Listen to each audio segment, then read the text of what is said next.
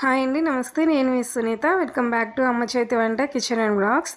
ఈరోజు వీడియో వచ్చేసి బొరుగులతో ఒక టేస్టీ స్వీట్ రెసిపీ అయితే చేస్తున్నానండి. అదేనండి మరమరాల పట్టి అనమాట. బొరుగుల పట్టి అనమాట. చాలా సింపుల్గా చేసేస్తారు. పిల్లలు కూడా చాలా ఈజీగా చేసేస్తారు. 5 నిమిషాలలో 50 పట్టీల దాకా అయితే చేసేయచ్చు అనమాట. అంత సింపుల్గా అయితే చేసి చూపిస్తున్నానండి. స్వీట్ అయినా సరే, అలాగే ప్రాసెస్ అయినా సరే చాలా సింపుల్గా ఫస్ట్ టైం చేసే వాళ్ళు కూడా చాలా ఈజీగా అయితే చేసేసేయచ్చు. మరి ఆలస్యం చేయకుండా ఎలా చేసుకోవాలో వీడియోలోకి వెళ్ళిపోయి చూసేద్దాం పదండి. దానికోసం ఇక్కడ నేను ఆల్రెడీ ముందుగానే శుభ్రం చేసి పెట్టుకున్న 5 కప్పుల దాకా మరమరాలు అనేటివి తీసుకున్నానండి. నేను వచ్చేసి ఈ కప్పుతోటైతే 5 కప్పుల దాకా తీసుకున్నాను. 5 కప్పులు అయితే మనం స్వీట్ ఎంత తీసుకోవాలనేది కరెక్ట్గా సరిపోతుందండి. ఏ కప్పుతో అయినా సరే మీ ఇంట్లో ఏ కప్పు ఉంటుందో ఆ కప్పుతోటి 5 కప్పులు తీసుకోండి. అలాగే ఈ బొరుగులలో ఇలా నల్లగా అక్కడక్కడ చిన్న చిన్నపాటి నల్లగా ఉన్న బొరుగులు అయితే ఉంటాయి కదా, వాటన్నిటిని వేరు పడేసి బొరుగులన్నిటిని శుభ్రం చేసి పక్కన పెట్టుకోండి. ఇప్పుడు ఒక పెద్ద ప్లేట్ తీసుకొని అందులోకి ఒక టేబుల్ స్పూన్ దాకా నెయ్యి వేసుకొని ఇలాంటి స్పాచులాతో అయినా సరే చేత్తో అయినా సరే ఈ ప్లేట్కి అంతా కూడా నెయ్యి అప్లై చేసుకోవాలండి. నేను వచ్చేసి 2 ప్లేట్లకు అప్లై చేసుకున్నాను. ఇక్కడ ఒక ప్లేట్ అనేది చూపిస్తున్నాను అనమాట. నేను ఎక్కువగా చేత్తోనే అప్లై చేస్తూ ఉంటాను. ఇంత చిన్న చిన్న వాటికి స్పాచులా యూస్ చేయను అనమాట. సో ఇలా అప్లై చేసుకున్న తర్వాత ప్లేట్ పక్కన పెట్టుకొని ఇప్పుడు స్టవ్ పైన ఒక మందంగా పెద్దగా ఉన్న గిన్నెను పెట్టుకొని అందులోకి ఒక టేబుల్ స్పూన్ దాకా నెయ్యి వేసుకొని నెయ్యి కరిగిన తర్వాత ఒక 10 జీడిపప్పులు, ఒక 5-6 బాదం పప్పులను వేసి, అలాగే మీకు కావాలనుకుంటే ఇక్కడ పిస్తా కిస్మిస్ కూడా వేసుకోవచ్చండి. నేను వేయట్లేదు. ఇలా వేసుకున్న తర్వాత వీటన్నిటిని మంటని లో ఫ్లేమ్లో పెట్టుకొని మంచిగా దోరగా ఎర్రగా వేపుకోవాలి అండి. ఇలా వేపుకున్న తర్వాత ఇప్పుడు వీటన్నిటిని కూడా ఒక చిన్న గిన్నెలోకి తీసుకొని పక్కన పెట్టుకోండి. చూడండి, ఇక్కడ నెయ్యితో సహా తీసేసుకొని పక్కన పెట్టుకోండి ఈ విధంగా. ఇప్పుడు అదే కడాయిలోకి మనం ఏ కప్పుతో అయితే బొరుగులు 5 కప్పులు తీసుకున్నామో ఆ కప్పుతోటి 1 కప్పు దాకా బెల్లం తురుము వేసుకొని ఒక 2 టేబుల్ స్పూన్ నీళ్లు వేసుకొని ఈ బెల్లాన్ని అంతటి కూడా కరిగించండి. ఇక్కడ నేను అనేది బెల్లంని ఇలా కరిగించి ఫిల్టర్ చేసి తర్వాత పాకం వచ్చిన తర్వాత మరమరాలు వేసి ఈ బొరుగుల పట్టి అనేది తయారు చేస్తున్నానండి. మీకు ఒకవేళ బెల్లం కరిగించి పాకం చేసుకొని మాకు కరెక్ట్ మెజర్మెంట్ తెలియదు, పాకం ఎలా చేసుకోవాలని తెలియకపోతే ఇలా మీరు వాటర్ ఏమీ కూడా వేయకుండా డైరెక్ట్గా ప్యాన్లోకి బెల్లం తీసుకొని డైరెక్ట్గా బెల్లాన్ని కరిగించేసి ఆ తర్వాత బొరుగులు వేసుకొని పట్టిలాగా చేసుకోవచ్చు.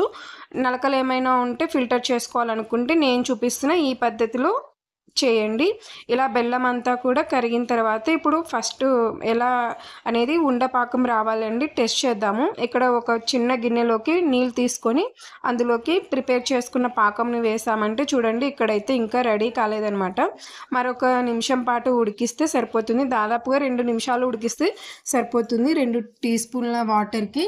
ఇప్పుడు మరొక నిమిషం ఉడికించిన తర్వాత మళ్ళీ సేమ్ వాటర్ అలాగే తీసుకొని ఇక్కడ చూడొచ్చు మీరు చిన్న చిన్న బూందీలాగా పడుతుంది కదా, ఈ విధంగా పడాలన్నమాట వాటర్లో. అంతవరకు కూడా పాకం అనేది ఉడికించుకోవాలి. ఇలా ఈ విధంగా ఉండపాకం అయితే బెల్లం అనేది రావాలండి. ఇక్కడ మీరు చూస్తున్నారు కదా వీడియో క్లిప్లో, ఈ విధంగా వచ్చిన తర్వాత ఇప్పుడు మనం శుభ్రం చేసి పెట్టుకున్న బొరుగులు ఉన్నాయి కదా మరమరాలు, వాటన్నిటిని కూడా ఇందులో వేసేసేయండి. ఇలా వేసిన తర్వాత ఒక టీ స్పూన్ నెయ్యి, అలాగే ఒక 3 యాలకుల్ని కూడా పొడి చేసి వేసేసుకోండి. ఇలా వేసుకున్న తర్వాత వీటన్నిటిని కూడా మంచిగా కలుపుకోవాలి అండి. మంటని లో ఫ్లేమ్లో పెట్టుకోవాలి. ఈ స్టేజ్లో మంటని మీడియం ఫ్లేమ్లో కానీ హై ఫ్లేమ్లో కానీ పెట్టుకుంటే బొరుగులు అనేవి త్వరగా మాడిపోతాయి. అందుకనేసి మంటని లో ఫ్లేమ్లో పెట్టుకొని పాకం కానీ బొరుగులు కానీ మాడిపోకుండా బాగా నిదానంగా పాకంకంతా కూడా బొరుగులు పట్టేలాగా బాగా కలుపుకుంటూ ఇప్పుడు స్టవ్ ఆఫ్ చేసేసి వీటిని మనం నెయ్యి అప్లై చేసి పెట్టుకున్న ప్లేట్ ఉంది కదండి, ఆ ప్లేట్లోకి తీసేసుకోండి. నేను ఇక్కడైతే 2 ప్లేట్లోకి తీసుకున్నాను కదా. మీకు ఒకవేళ ఇవి అనేది గట్టిపడిపోయాయంటే ప్లేట్లోకి తీసుకునే లోపే మరొకసారి స్టవ్ ఆన్ చేసి మంటని లో ఫ్లేమ్లో పెట్టుకొని ఆ తర్వాత 1 నిమిషం పాటు లో ఫ్లేమ్లో కలిపామంటే మళ్ళీ లూజ్ అవుతాయి. అప్పుడు మనకి ఇలా బొరుగుల పట్టి చేసుకోవడానికి ఈజీగా వచ్చేస్తుంది అనమాట. తర్వాత మనం వేయించి పెట్టుకున్న డ్రై ఫ్రూట్స్ ఉన్నాయి కదా, వాటిని అయితే ఇక్కడ నేను పైన వేసానండి, కొంచెం గార్నిష్ చేసినట్టు ఉంటుందని. మీరు కావాలనుకుంటే పాకంలోనే వేసేసుకొని చేసుకోవచ్చు. ఇదే పద్ధతిలో లడ్లు కూడా చేసుకోవచ్చు అండి. ఆల్రెడీ మన ఛానల్లో ప్రీవియస్ వీడియోస్లో బొరుగులతో లడ్డు ఎలా చేసుకోవాలనేది వీడియో ఉందండి. మీరు కావాలంటే ఒకసారి వెళ్ళి చూడొచ్చు. నేను ఈ వీడియో కింద డిస్క్రిప్షన్లో ట్యాగ్ చేస్తాను లింక్ అనేది.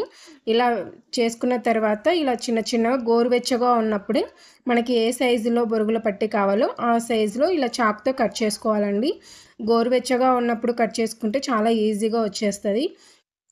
ఇది చాలా త్వరగానే చల్లారిపోతుందండి. సమ్మర్ అయినా సరే చాలా త్వరగా చల్లారిపోతుంది అనమాట.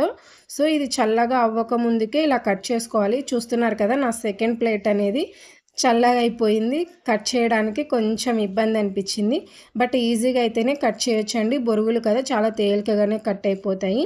ఇలాగే మనకి ఏ సైజులో కావాలో ఆ సైజులో మనం తీసుకున్న బొరుగులన్నిటినీ కూడా ఇలా పట్టీలాగా కట్ చేసుకోవాలన్నమాట. ఇలా కట్ చేసుకున్న తర్వాత మనము ఏదైనా వీటిని పూర్తిగా చల్లారిన తర్వాత ఎయిర్ టైట్గా ఉండే ఏదైనా డబ్బాలోకి స్టోర్ చేసుకున్నామంటే నెల రోజులైనా చాలా ఫ్రెష్గా ఉంటాయి, అస్సలు పాడవ్వండి. మొదటి రోజు తిన్న టేస్ట్ ఎలా ఉంటుందో నెల ఆఖరిన తిన్న తర్వాత కూడా అలాగే ఉంటుందన్నమాట.